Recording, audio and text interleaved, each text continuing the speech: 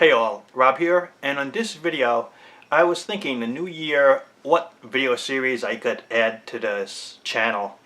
And it's about comic book characters and either their first appearances or significant storylines and how I interpreted it and my impression of it and what was going on then. You see, as comic readers, most of the heroes and villains that were created were before our time, in the Golden Age, in the Silver Age. So it is very rare to get a new character who lasted that you could say, you know, I bought that first issue. I had that first appearance. And the character eventually became a somebody. And what fitting way to start the series and give my interpretation and my perspective is on the character of Venom. The original Eddie Brock version, who started out as a villain.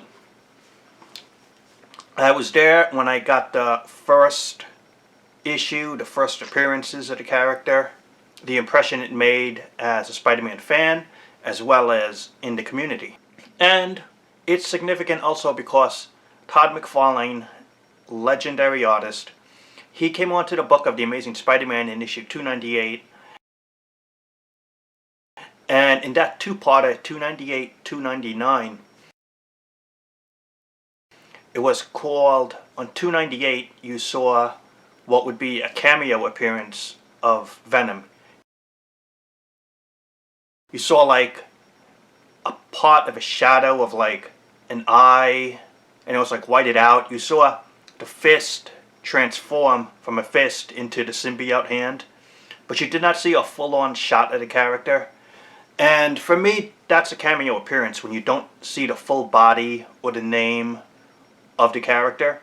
But when you see like the full appearance of the character and the name, I think that's like a real first appearance. And just my take, because issue 299 is what I consider the first real appearance of Venom. Not a cameo, the first real appearance. He was there on the page. That's him.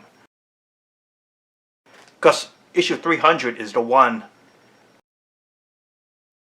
you see the full story of Venom, and people think that's the first appearance, and I would beg to differ that that is not the first appearance.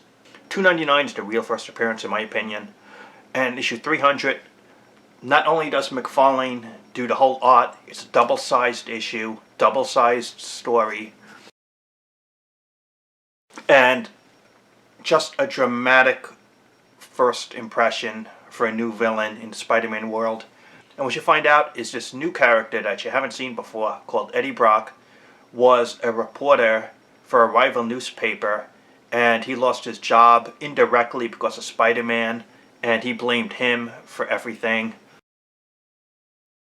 And also Spider-Man, who has battled the symbiote who wanted to bond with him previously, he got rejected by Spider-Man, and so there's a mutual hatred there for both characters to hate Spider-Man. They meet, they merge, and he knows all of Spider-Man's secrets and has his powers because the symbiote has infused an ordinary human with Spider-Man powers, and he can block Spider-Man's spider sense. Basically, it's the symbiote that has all the power, and when you wear it, it gives the user the powers of, let's say, Spider-Man in this example. First meeting, he trashes Spider-Man, he beats him clean. Eventually Spider-Man gets the Fantastic Four sonic gun that he had used previously to get rid of the symbiote from himself. Sonic's, they found out, was a weapon against it. But in the fight, the sonic gun gets trashed. Spider-Man is all tied up in a church bell tower. Eventually, because a nice story idea was that the more webbing he uses Venom, it depletes him, the symbiote, of its strength if he uses too much. So eventually Venom gets defeated. I don't want to really spoil the whole issue here. And then he gets imprisoned. And the big what-if surprise you find out is that Venom the symbiote is bonded to Eddie Brock. In other words, they are inseparable. It's like a part of him now. the original idea on Spider-Man was that the symbiote wanted to overtake Peter Parker and bond with him permanently. And then when he rejected it, when the symbiote found a new host in Eddie Brock, you find out that it is permanently bonded to Eddie Brock, and the two characters are now inseparable. I thought that was both a tragic and also a very nice idea, because now this character, this villain, is permanently attached to the symbiote, and the symbiote is attached to him, and this is the way it's going to be. Unfortunately, in my opinion, that idea was unfortunately taken away. Now in comics, it's like the symbiote can bond with anyone temporarily, and I just like the original idea better, that he could only bond to one person, that's it, and he cannot bond to anyone else, and they are inseparable, the host and the symbiote. I just thought that was a bad form to take that nice idea away. And anyway, the impression between the Todd McFarlane art, and also Spider-Man goes back to his classic red and blue costume at the end, because he realized with Venom out there and the symbiote and the bad impression it would make, I guess, in the community, and he just wanted to go back to the red and blue iconic look. And this was the very start of McFarlane's run also in the Amazing Spider-Man.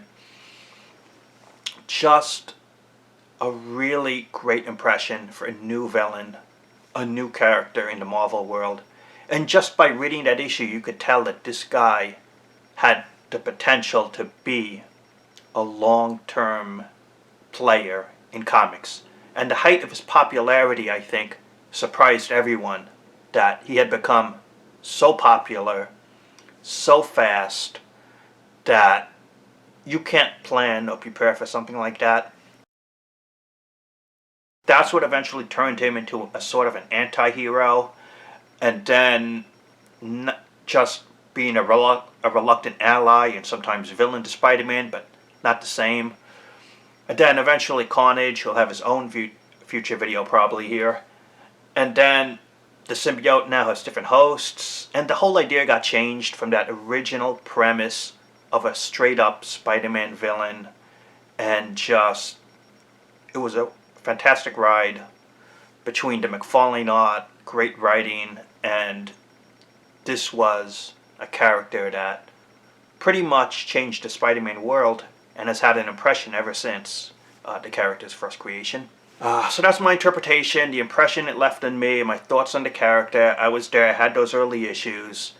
You could find them now. I would definitely recommend the Amazing Spider-Man Omnibus. It has the whole entire McFarlane Amazing Spider-Man run. It's a great book, and it has the issues I just mentioned. And so that's it, my view on it. Let me know what you think, leave a comment, subscribe, and talk to you later.